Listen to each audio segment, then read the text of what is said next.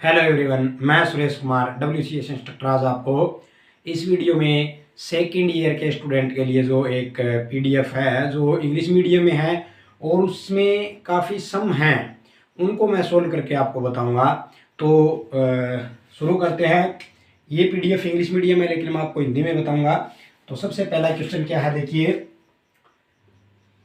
कुछ सम इसमें है, कुछ नेक्स्ट जो वीडियो उसमें मैं डालूंगा, ठीक है। What is the force required to move?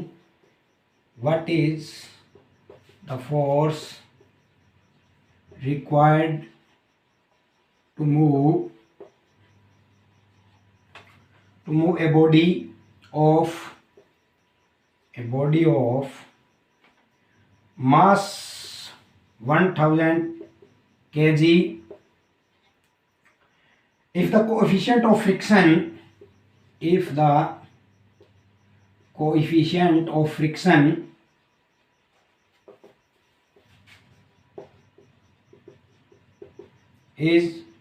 0.4 या 0.4, ओके। एंड गिवन है 1 kg is equal to 10 newton, ठीक है। ऑप्शन पहले चार ऑप्शन क्या है, 4000 N या फिर 400 N या फिर 40 N या फिर 4N। तो ये एक सम है, क्या कह रहा है देखिए मैं आपको बताता हूं। What is the force required to move a body of mass 1000 kg if the coefficient of friction is 0.4 and given is 1 kg is equal to 10 newton, ठीक है। तो हमें क्या करना है, ये कह रहा है कि ये हमें वह फोर्स, वह बल ज्ञात कीजिए जो एक बॉडी को, एक वस्तु को जो है जिसका मास यानी जिसकी जो भार है 1000 kg है, उसको घुमाने के लिए कितना बल की आवश्यकता है, हमें वो बल बताना है उसको चलाने के लिए, उसको मूव करने के लिए। और कोएफिशिएंट ऑफ फ्रिक्शन यानी जो घर्षण गुणांक है वो कितना दिया हुआ है, 0.4 दिया हुआ है, ओके। तो गिवन वैल्यू क्या है, घर्षण गुणांक दिया हुआ है हमें कितना, 0.4, ओके। और जो आर दिया हुआ है वो दिया हुआ है 1000 kg, ठीक है। क्योंकि हमें फार्मूले का पता है, coefficient of friction is equal to क्या होता है, F डिवाइडेड बाई R। घर्षण गुणांक बराबर में बल बटे में अभिलंब प्रतिक्रिया, जो यही होता है, ओके। क्लियर हुई है यहां तक बात। अब देखिए एक चीज और इसने क्या कर दिया, 1 kg is equal to 10 N।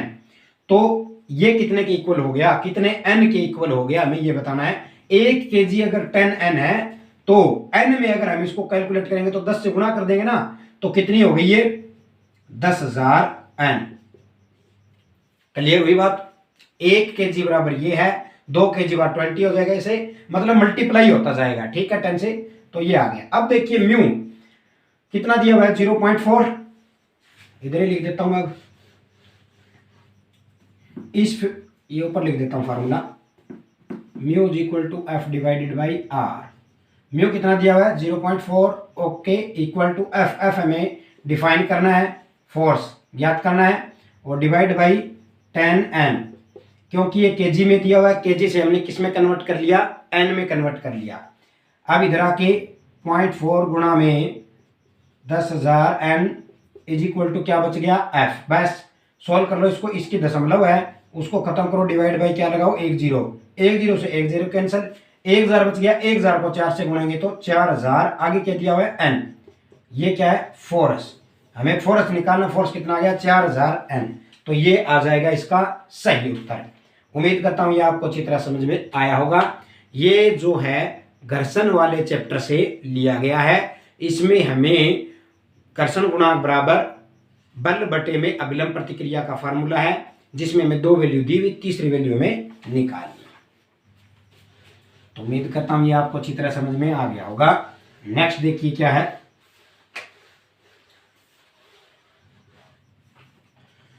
Next है what is the coefficient of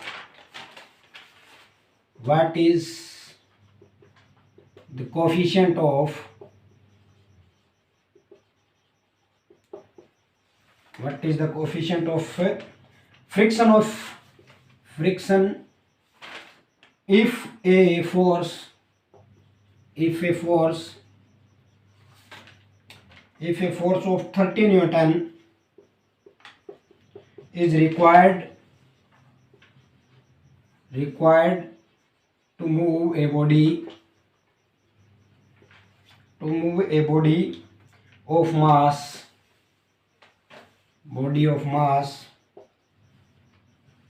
कितना दिया हुआ है अब 35 kg. ओके, और we know that 1 kg is equal to 10 N. Okay, option देखिए,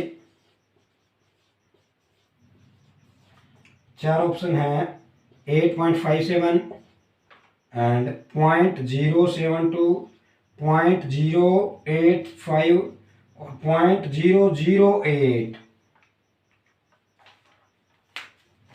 What is the coefficient of force if a force of 30 Newton is required to move a body of mass 35 kg? हमें अब क्या ज्ञात करना है? Coefficient, घर्षण गुणांक ज्ञात करना है किसी बॉडी का यदि उसे चलाने के लिए 30 न्यूटन बल की आवश्यकता है और उस बॉडी का मास 35 kg है और 1 kg is equal to 10 N दिया हुआ है. तो अब देखिए, आप इसको सोल्व कीजिए. फार्मूला क्या होता है? Mu is equal to F divided by R. Mu is equal to F कितना दिया हुआ है? 30 न्यूटन, और ये कितना दिया हुआ है? 35 kg. अब आप इसको क्या करें? 1 kg is equal to 10 newton दिया हुआ ना, तो हमें क्या कर लेना है? इसको सोल्व कर लो पहले तो आप. तो 1 kg इज इक्वल टू अगर 10 न्यूटन है तो आप इसे सोल्व करेंगे, चाहे तो आप केजी में कन्वर्ट कर लो, चाहे आप न्यूटन में कन्वर्ट कर लो, वो आपकी इच्छा है. तो अगर इसको हम केजी में कन्वर्ट करें तो कितना आ गया? 30 न्यूटन इज इक्वल टू कितना आ गया? 3 kg आ गया ना, क्योंकि 10 newton is equal to 1 kg, 20 newton is equal to 2 kg, 30 newton is equal to 3 kg आ गया ना. तो 30 newton is equal to 3 kg. सबसे पहले केजी से केजी को कैंसिल आउट करो. बात समझ में आई? इसी कारण तो घर्षण गुणांक की कोई इकाई नहीं होती, इकाई से इकाई कैंसिल हो गई. अब 3 को डिवाइड करो 35 से. जा रहा है? नहीं जा रहा. दशमलव लगाया, यहां भी दशमलव लगाया. अब चला जाएगा? नहीं जाएगा. यहां 0 आई, यहां भी 0 आई. अब चला जाएगा? नहीं जाएगा. यहां 0 लगाने के बाद अब देखो आप जा रहा है 35 से जा रहा है. 35 ढाई कितना हो गया? 350, और 35 निमा कितना हो गया? 315. ये नहीं जाएगा तो 35 8 पे जाएगा. ओके, अब इस पे देख लो आप, 0.08 से कोई वैल्यू स्टार्ट हो रही है तो ये है, ये तो 2 0 से, ये 1 0 से है, तो यही वैल्यू आपकी सही आंसर आएगा. ओके, तो उम्मीद करता हूँ ये आपको अच्छी तरह समझ में आया होगा. ये भी पिछले सम की तरह ही था, बस इसमें थोड़ी सी वैल्यू अलग थी. आप फार्मूले से सही तरीके से कैलकुलेट करके इसको सोल्व कर ले, और इसकी कोई इकाई नहीं होती कोएफिशिएंट ऑफ फ्रिक्शन की. उम्मीद करता हूँ ये आपको अच्छी तरह समझ में आया होगा. नंबर 3 देखिए क्या है. बढ़िया क्वेश्चन है सभी. What will be the approximate angle of inclination of an object if the coefficient of friction is equal to given? सबसे पहले हमें क्या करना है? What will be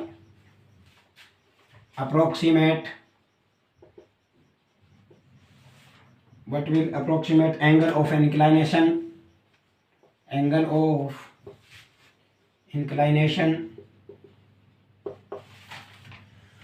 of an object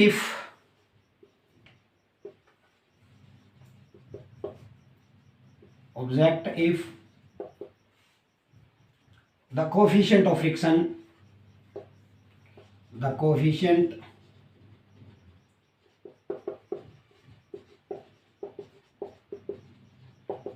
is 0.84. Option देखिए क्या है? 60 डिग्री, 45 डिग्री, 40 डिग्री या 90 डिग्री. बढ़िया क्वेश्चन है ये. पहले इसको समझिए. हमें वह एंगल का मान बताना. What will be the approximate angle, approximate लगभग एंगल का मान बताना है. किसमें? Inclination of an object if the coefficient of friction is given. हमें कोएफिशिएंट ऑफ फ्रिक्शन जो है दिया हुआ है म्यू इज इक्वल टू 8.84, ठीक है। अब हमें एंगल ऑफ इंक्लाइनेशन का फार्मूला हमें पता है क्या होता है, tangent theta is equal to angle sorry coefficient of friction यानी mu. Tangent theta is equal to mu, angle of inclination is equal to the coefficient of friction, ये होता है फार्मूला। तो tangent theta is equal to mu है, तो अब tangent theta is equal to mu की value कितनी है 0.84, तो हमें थीटा बताना है कि कितने नंबर पे आता है ये। वी नो दैट, हमें इस बात का पता है कि tangent 45 degree is equal to कितना होता है 1 होता है ना। ट्रिग्नोमेट्री आपने पढ़ी अच्छी तरह, उसमें आपने टेबल का मान देखा, टेंजेंट 45 का मान कितना होता है 1 होता है ना। तो ये वैल्यू कितने हैं 1 से कम है, 0.8 फिर 0.9 और फिर 1 होता है। तो ये यहाँ पे देखिए टेंजेंट 45 कितना हो गया 1 हो गया, टेंजेंट 60 1 से ज़्यादा होगा और टेंजेंट 90 भी 1 से ज़्यादा ही होगा। बात को समझ रहे हो ना आप, क्लियर हो रही है ना बात। तो अब कम कौन सा रह गया 0.8 के आसपास कौन सा रह गया अप्रोक्सीमेट वैल्यू, यानी 45 से कम है ना, 45 से कम है 40, और 45 से कम 40 होगा, तो 45 का मान अगर 1 है तो इसका मान भी कम हो जाएगा, 1 से कम हो जाएगा ना 0.8। तो ये आप लॉजिक लगा के आप इसको सोल्व कर सकते हैं। Tangent 40 is equal to the ये वैल्यू आएगी, टेंजेंट 40 इज इक्वल टू ये। क्लियर। तो इस तरह से आप लॉजिक लगा के ही आप इसको सोल्व कर सकते हैं। तो ये था नंबर 3। नंबर 4, ये 3 इसमें से थे, बाकी से रिलेटेड अगर 1-2 रह गया तो आप इसी से संबंधित तो वो आप कर लेना। नहीं आए समझ में तो आप कमेंट करके मेरे को बता देना, मैं बता दूंगा आपको, कोई इश्यू नहीं है।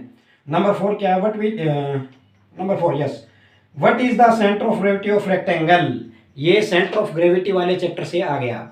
Number 4, what is the centre of gravity, centre of gravity, what is the centre of gravity of rectangle, of rectangle. Rectangle यहां दी हुई है हमें, इसकी सेंटर ऑफ, इसके 2 डायगोनल दिए हुए हैं, देखिए ये हो गया पहला डायगोनल, ये दूसरा डायगोनल, ये वैल्यू दी हुई है हमें और ये वैल्यू दी हुई है हमें। ये 12 सेंटीमीटर है, ये है 3 सेंटीमीटर। ऑप्शन है देखिए 6, 3, 6, 6 या फिर 6, 1.5 या 1.53। हमें इस चित्र में, इस डायग्राम में एक रेक्टेंगल यानी आयत दिया हुआ है, उस आयत की लंबाई और चौड़ाई दी और दोनों डायगोनल दिए हुए हैं। हमें इस आयत की सेंटर ऑफ ग्रेविटी सीजी जो है उसको डिफाइन करना है क्या है। तो उसके लिए फार्मूला क्या होता है, the centre of gravity of rectangle is equal to कितना होता है h/2, यानी इसकी हाइट जो उससे आधी।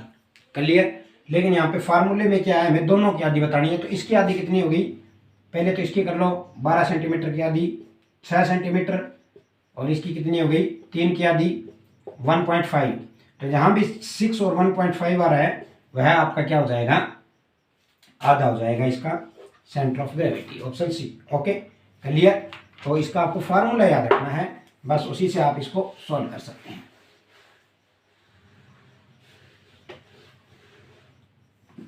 नेक्स्ट देखिए क्या है, what is the centre of gravity of the given figure. Okay,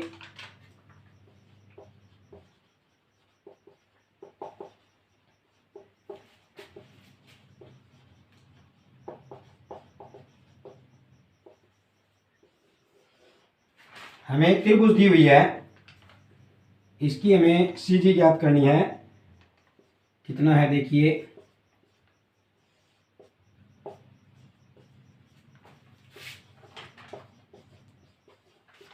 option देखिए 1.5 सेंटीमीटर, 2 सेंटीमीटर, 1.4 सेंटीमीटर, 1.4 है, सॉरी यहाँ पे, और आगे है 4 सेंटीमीटर।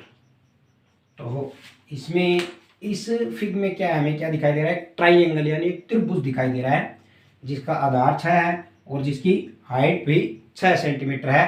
तो हमें इसकी सीजी यानी सेंटर ऑफ ग्रेविटी में पता होना चाहिए कि सीजी ऑफ ट्राइंगल त्रिभुज की जो सेंटर ऑफ ग्रेविटी है उसका फार्मूला क्या होता है, h/3। इसकी h हाइट कितनी है 6 सेंटीमीटर, डिवाइड बाई कितना आ गया 3, 3 से 2 पे कट गया तो कितना आया 2 सेंटीमीटर, जहाँ भी आपका वह सही उत्तर है। तो इस तरह से आप इसको सॉल्व कर सकते हैं, रेक्टेंगल का h/2 और ट्राइंगल का h/3। नेक्स्ट देखिए number 6।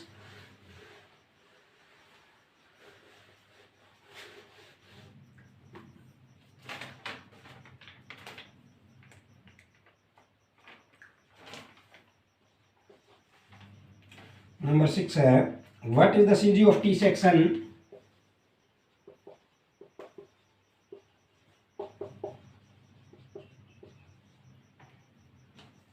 having 10 centimeter multiplied by 15 centimeter multiplied by 3 centimeter, yes, in given fig as fig। ठीक है, एक हमें फिगर में ये दिया हुआ है, टी सेक्शन दिया हुआ है, हमें इसकी सेंटर ऑफ ग्रेविटी जो है वो निकालनी है, जिसमें ये कितनी दी हुई है 15 सेंटीमीटर, ये ए बी पॉइंट है, ये कितनी दी हुई है 3 सेंटीमीटर, और ये ए बी कितना दिया हुआ है 10 सेंटीमीटर, 10 गुणा 15 गुणा 3, और ये भी कितनी दी हुई है 3 दी हुई है। तो इसका हमें ज्ञात करना है, ऑप्शन देखिए पहले इसका कितना दिया हुआ है भाई, 8.6 सेंटीमीटर, 5.5 सेंटीमीटर, 11.6 सेंटीमीटर, 3.6 सेंटीमीटर हमें ज्ञात करना है। तो इस टाइप के सम में हम क्या करेंगे, सबसे पहले आप देख लीजिए एक टी सेक्शन दिया हुआ है जिसमें हमें 2 भाग दिखाई दे रहे हैं, आयताकार है दोनों ही, है ना, आयताकार भाग, ये 2 भाग दिखाई दे रहे हैं, इसकी लंबाई चौड़ाई और विड्थ में दी हुई है, हाइट भी, और इसका हमें सीजी निकालना है। तो कैसे ज्ञात करेंगे, ऑप्शन हमारे पास हैं। सबसे पहले आप अपने इसका आधा करके देखिए, तो यहाँ पे इसका आधा करेंगे तो कौन सा बन रहा है, ये वाला बन रहा है ना, और इधर से इसका आधा लेंगे तो लगभग लगभग ये बन रहा है, मतलब यहाँ पे आ रहा ना, तो ये वाई एक्सिस, ये वाला एक्स एक्सिस हो गया, ये वाई वाला हो गया, तो वाई एक्सिस पे जो है ये समान रूप से विभाजित हो रहा है, हमें पता है वाई पे हो रहा है ना, वाई पे हमें समान रूप से विभाजित दिखाई दे रहा है। तो हम क्या करेंगे, इसको 2 भागों में बांट लेंगे, पहले इसको A1 और A1 और A2 भाग 2 भागों में हमने इसको डिवाइड कर लिया। तो सबसे पहले हम A1 का क्षेत्रफल, A1 क्या हो गया एरिया 1, क्षेत्रफल याद करें तो कितना आया इसका, ये आयत बन गई, आयत का क्षेत्रफल का फार्मूला क्या होता है, लंबाई गुणा चौड़ाई, इसकी लंबाई कितनी है 10 सेंटीमीटर, चौड़ाई कितनी है 3 सेंटीमीटर, 10 ये 30 सेंटीमीटर का स्क्वायर आ गया। इसी तरह A2, ये समझ में आ गया ना, कितना आ गया 10 30 सेंटीमीटर एरिया 1। इसी तरह A2 याद कर लो, A2 इतना इतना है, जिसकी हमें 3 सेंटीमीटर, ये कितनी है हमें पता नहीं है। अगर ये टोटल 15 है जिसमें से ये इतनी 3 है, तो यहां तक कितनी बच गई 12 बच गई ना, 15 में से ये 3 घटा दो, कितनी बच गई 12। क्लियर हुई बात। तो इसका क्षेत्रफल कितना आ गया, इतने इतने का 12 सेंटीमीटर गुणा में 3 सेंटीमीटर, 12 36 सेंटीमीटर स्क्वायर, पहला आ गया 30 सेंटीमीटर स्क्वायर, दूसरा आ गया 36 सेंटीमीटर स्क्वायर। यहां तक कोई प्रॉब्लम है किसी भी स्टूडेंट को, नो प्रॉब्लम। तो अब आगे देखिए, अब हमें वाई ए बी से हम एक्स एक्सिस की बजाय वाई एक्सिस की तरफ जाएंगे, तो देखिए क्या आ रहा है, ए बी से, बिंदु ए बी से y1 और y2 हमें ये ज्ञात करना है। तो y1 देखिए कितना है, y1 ये हो गया, इसका y1 में कितना आ जाएगा, हमें पता है आयत है, आयत का सेंटर ऑफ ग्रेविटी का फार्मूला क्या होता है हाइट बटे में 2, तो कितनी दी हुई 3, 3 का आधा कितना हो गया 1.5, आधा हो गया कि नहीं हो गया, क्लियर हुई कि नहीं हुई। y1 ये आयत हो गया, आयत का हमें सीधे भी मैंने पिछले समय में बताया था कितना होता है h/2 यानी 3 दी हुई है, 3 का आधा कर दो 1.5। इसी तरह y2 निकालेंगे तो ये 3 तो हमने ले लिया, इस 3 को तो आप छोड़ो, प्लस इस 3 को हमें प्लस करना है, इसका रह गया, अब इसका निकालो, तो ये 3 प्लस अब इसका निकालो, इसका निकालेंगे कितना आया देखिए, ये कितना बच गया 12, 12 बच गया ना, 12 का आधा कितना हो गया 2 छिके 12, 6 सेंटीमीटर है, ये सेंटीमीटर 6 और 3 कितने हो गए 9 सेंटीमीटर। क्लियर हुई कि नहीं हुई बात। तो y1 कितना आ गया 1.5 और y2 कितना आ गया 9 सेंटीमीटर आ गया, दोनों हो गए क्लियर। क्या मैं इसको साफ कर दूं, याद रखना फार्मूला लगाना है, इसको ही साफ कर देता हूं इधर से, ठीक है। दोनों क्लियर हो गए। अब देखिए फार्मूला क्या है सेंटर ऑफ ग्रेविटी का, जो y एक्सिस पे हम सेंटर ऑफ ग्रेविटी निकालेंगे उसका फार्मूला क्या है a1 y1 plus a2 y2 divide by a1 plus a2, इतने का हम कंप्लीट लेंगे, a1 y1 plus a2 y2 plus divide by a1 plus a2, कर लो बस सोल्व, कोई इश्यू नहीं है, निकल आएगा। a1 और y1 कितना है, a1 है 30 और y1 कितना है, y1 है हाँ पॉइंट मल्टीप्लाइड बाई पॉइंट 1.5, ठीक है। फिर प्लस a2 कितना है, a2 है ये 36 और y2 कितना है, y2 है 9, ठीक है, ये आ गया 9 मल्टीप्लाइड में divide by a1 plus a2, a1 कितना है 30 प्लस ये कितना आ जाएगा 36, ठीक है। अब देखिए आप इसको सोल्व कर लो, मैं इसको साफ करूँ, एक और है इनकी सेंटीमीटर ले लो आप, इनकी सेंटीमीटर लोगे तो ये क्षेत्रफल सेंटीमीटर स्क्वायर में, ये सीधा सेंटीमीटर है, ये सेंटीमीटर स्क्वायर में, ये सीधा सेंटीमीटर है। अब इसको सोल्व करेंगे तो ये सेंटीमीटर क्यूब में आएगा, क्योंकि सेंटीमीटर स्क्वायर और सेंटीमीटर की किस में आएगी सेंटीमीटर क्यूब, इसमें किस में आएगी सेंटीमीटर स्क्वायर और सेंटीमीटर कितने में आएगी सेंटीमीटर क्यूब, तो ये भी सेंटीमीटर क्यूब बन गया, ये भी सेंटीमीटर क्यूब, इनको जब जोड़ करेंगे तो किस में आएगा सेंटीमीटर क्यूब ही आएगा। डिवाइड बाई जब ये दोनों क्षेत्रफल है, ये भी सेंटीमीटर स्क्वायर है, ये भी सेंटीमीटर स्क्वायर है, ये किस में रहेगा सेंटीमीटर स्क्वायर में रहेगा, तो सेंटीमीटर स्क्वायर से सेंटीमीटर क्यूब पे कटा क्या बच गया अकेला सेंटीमीटर, जिसमें ये आंसर आना है। बात समझ में आई कि नहीं आई, क्लियर हो गई। तो यूनिट की तो हमें कोई प्रॉब्लम नहीं है, यानी यूनिट आपकी क्लियर हो गई है, ठीक है। अब इसको सोल्व करना है, बस कीजिए।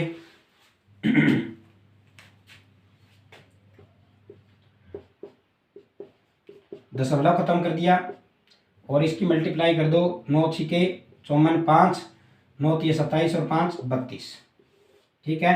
डिवाइड बाई इनको जोड़ दो 6 3 3 6, ठीक है। अब ये सोल्व कर लो, 0 से 0 कट गया, 15 ये कितना बच गया 45, सीधा डायरेक्ट यही लिख दो 15 45, ठीक है। अब इनको जोड़ दो 5 और 4 को, 5 और 4 9, 4 2 6 और 3 का 3 बटे में 66, ठीक है। तो 369 बटे 66 बन गया, कहीं भी आ रहा है नहीं आ रहा, आगे क्या आएगा सेंटीमीटर आएगा, देख लेना आप। तो ये कट रहा है 3 से, 3 दूनी 6 3 22 66 गया, 3 एकम 3 3 दूनी 6 3 3 9 आ गया, 3 एकम 3 3 दूनी 6 3 3 9, यानी कि कितने पे कट गया, ये कट गया 123 बटे में 22। अब इसको सोल्व कर लो, कितना आता है 22 छिक्का 132, 22 पंजा 110, ठीक है। 123 में से 110 के कितने बच गए 13, 13 पे नहीं जाएगा, हमने लगाया पॉइंट, ऊपर आया 0, यानी कितना बन गया 130, 22 पंजा 110 और 22 छिक्के 132, यानी 22 पंजा 110 फिर से, तो लगभग कितना आ गया 5.5 या 5.6 पे जा सकता है, ये कोई इशू नहीं है। तो 5.5 जो आपका सेंटीमीटर जो आंसर है वह है इस टी सेक्शन का जो है सीजी आ जाएगा। तो उम्मीद करता हूँ इस तरह से आपको ये समझ में आया होगा। इस वीडियो में मैं एक बार इतने ही क्वेश्चन लेके आया हूँ, नेक्स्ट वीडियो में बाकी के जो और चैप्टर से रिलेटेड है उसमें हम लेके आऊँगा, मैं आपको बताऊँगा। तो उम्मीद करता हूँ ये आपको अच्छी तरह समझ में आया है। इस वीडियो को लाइक करें, अधिक से अधिक शेयर करें, हमारे चैनल को सब्सक्राइब करें। Thank you so much for watching.